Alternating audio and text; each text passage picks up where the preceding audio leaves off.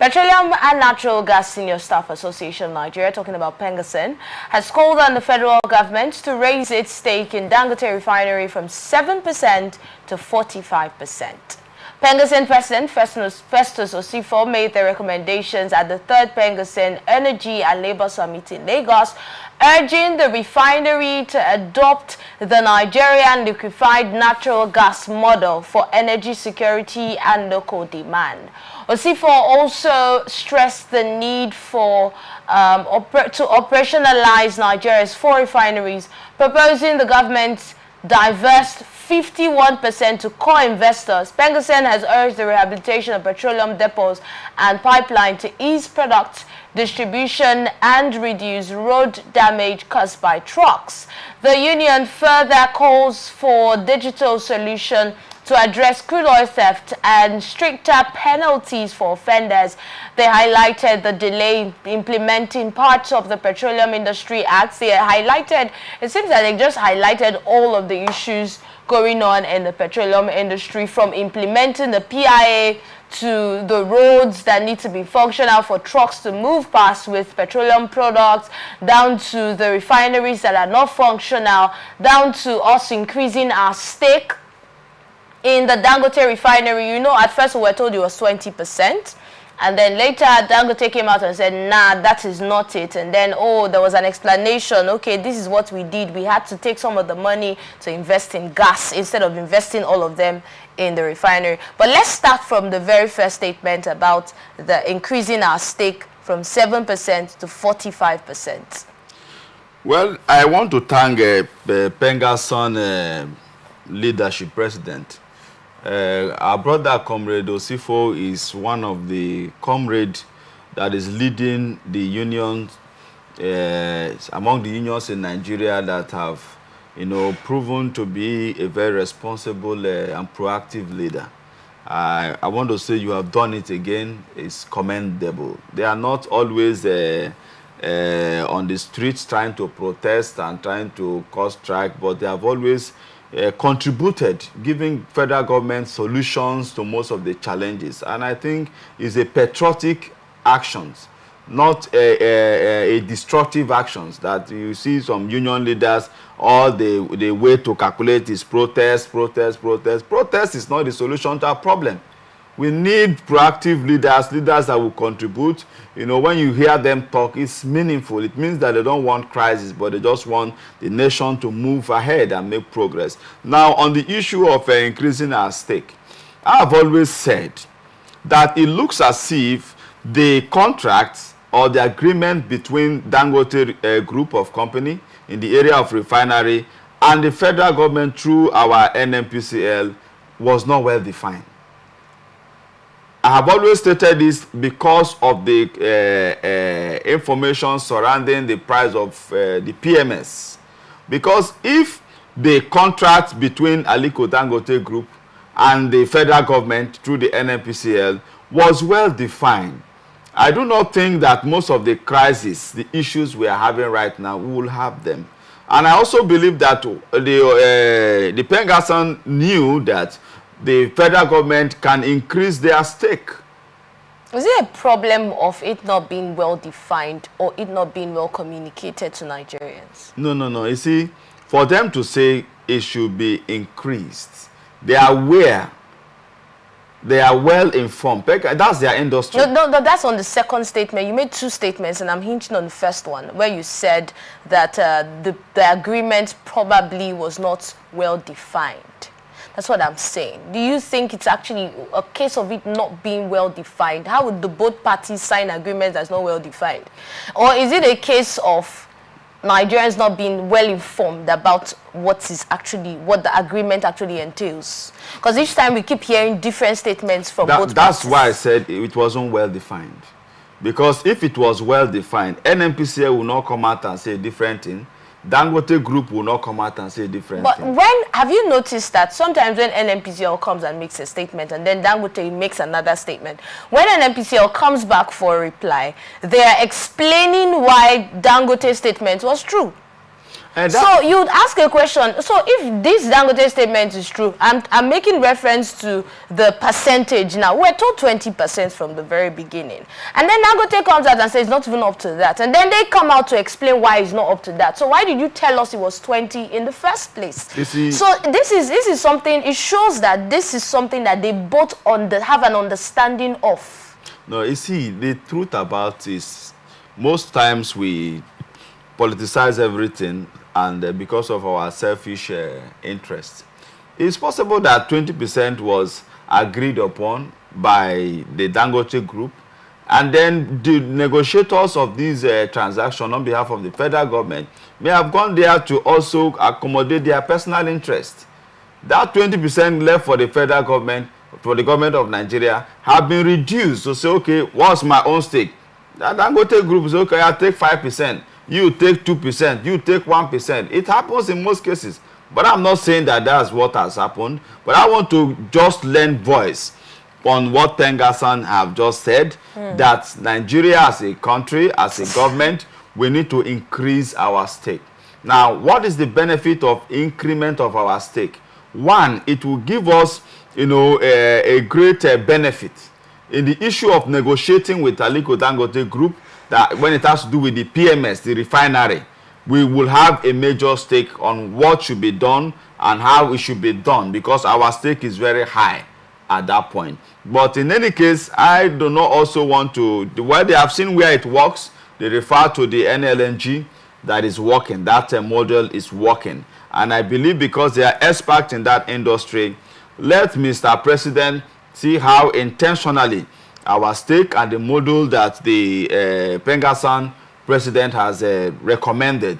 Let's see how we can work upon it. And I believe that if it's done, we may get more results. Okay, so down to the refineries now. The other time we heard about two particular refineries, being up for bid for private individuals to come, and then lease for like 5 years, and then after that we get to see what will come up. But ever since that statement was made, we really haven't heard anything further about those refineries.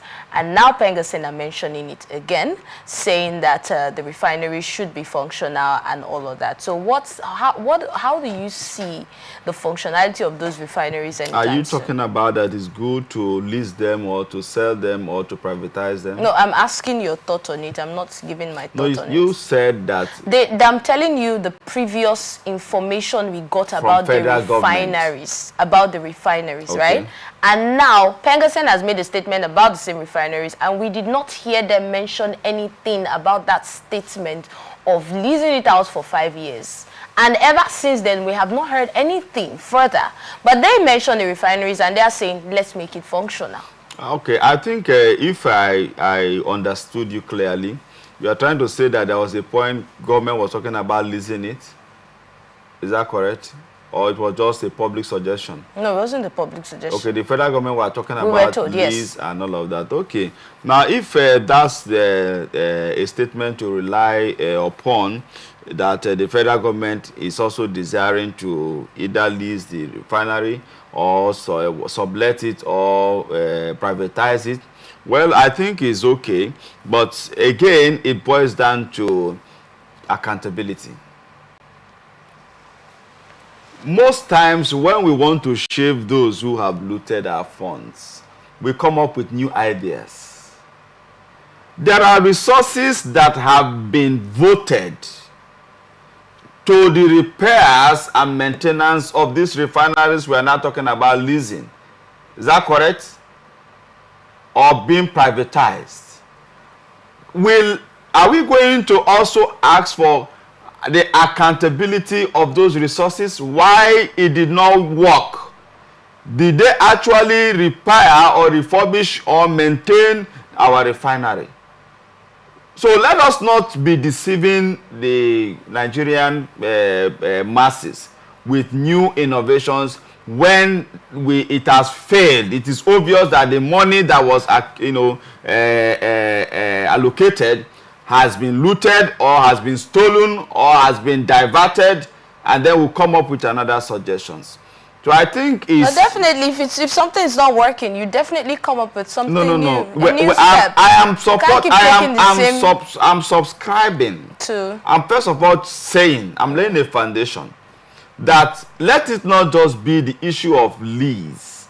It's because we want to cover up the bogus and the huge amount of money allocated for the repairs, for the maintenance of these our three refineries, Kaduna Refinery, Warri Refinery, and Port Harcourt Refinery. Okay. But if we have seen that it is not working, number one, we want accountability, that this money was allocated and we have been able to use this money up to this optimal level for the maintenance or repair or refurbishment of these refineries.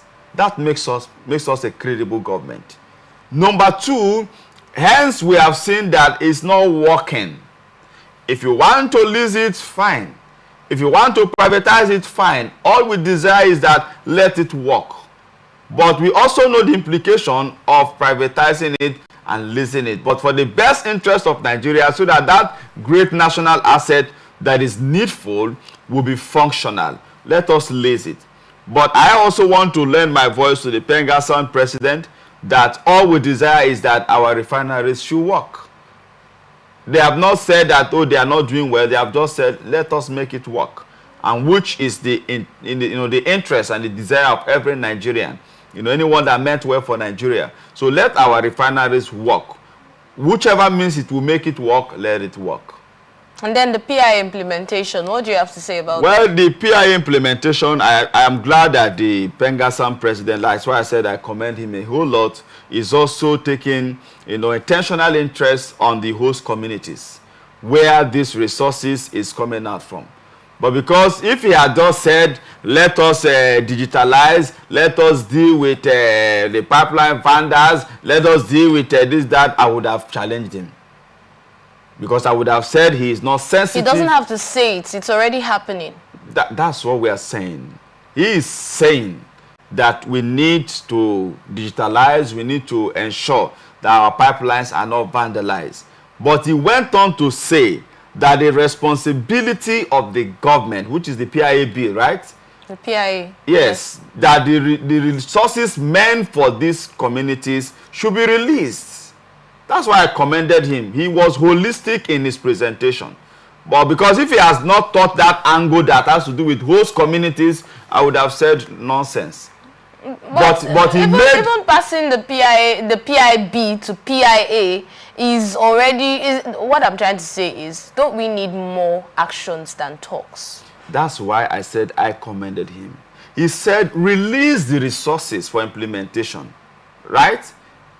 That's the emphasis. The emphasis is not just about adding more money. The emphasis is now the money that is supposed to be for the development of these host communities should be released.